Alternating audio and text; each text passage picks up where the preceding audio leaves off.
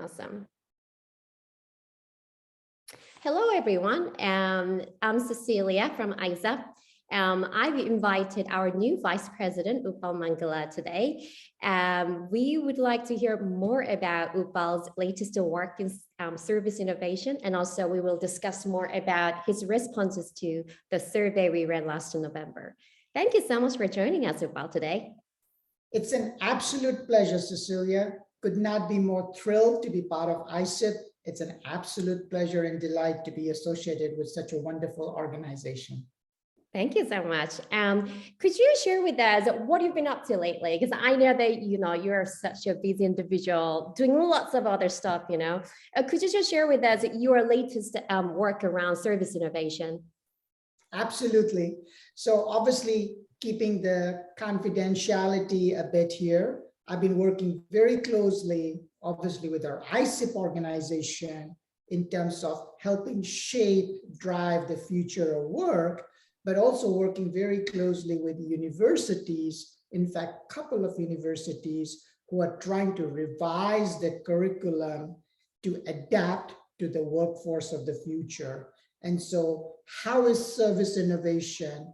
How is service professionals be perceived going forward? What are the critical skill sets that are required, whether it's in an engineering program of undergraduate or master's in analytics, etc.? How do you adapt to the future of work, both from a service innovation perspective, linking it with industry?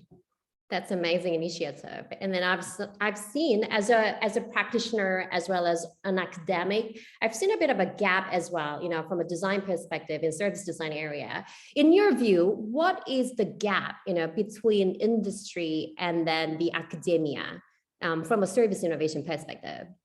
Absolutely. I think the gap is getting huge if it was not already big, but on a positive note, there is a great realization that it needs to be merged or it needs to be fixed, if you will. And so universities and industries and businesses are working together on that.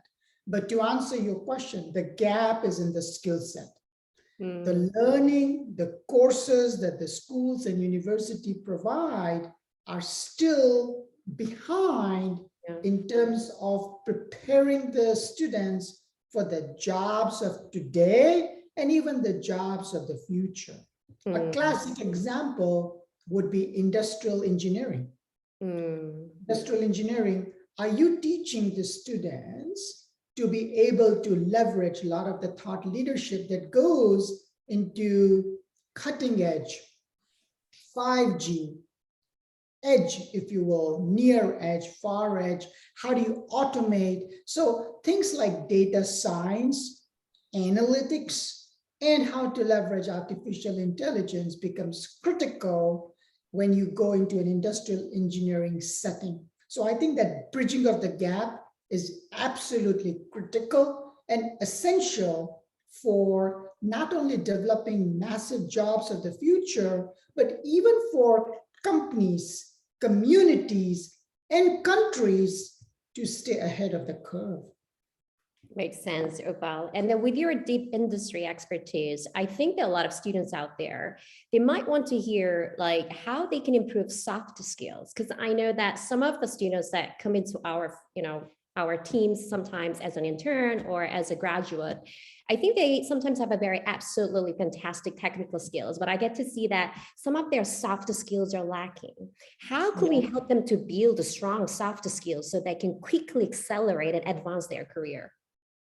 That's a very good question. And I mentioned that all the time. In fact, I was talking to students just today morning on another session, and I said, and we were looking at hiring a group of people for a certain set of skills. And I said, you have come here because you have the hard skills.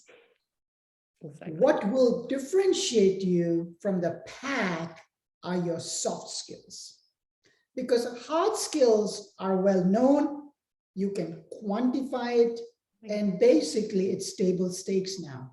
You will not even be here if you did not go through that filtration process. but soft skills differentiates leaders from others. And I think the soft skills obviously vary depending on which stage of the career you are, but there are certain fundamental blocks that always remain across the spectrum. Teamwork.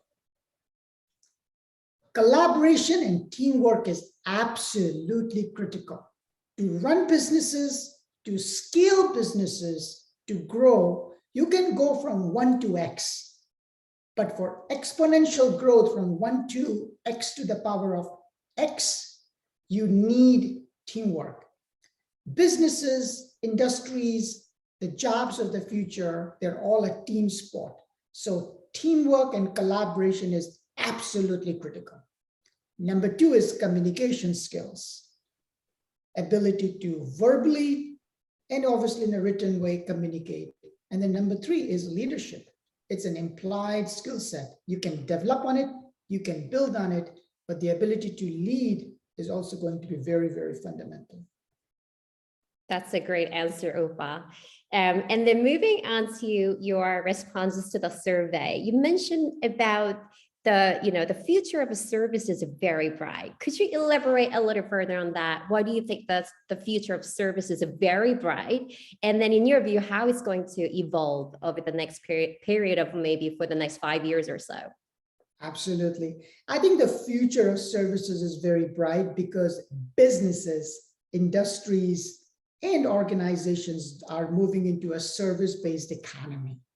I think this, especially after the pandemic, the digitalization is going to grow massively.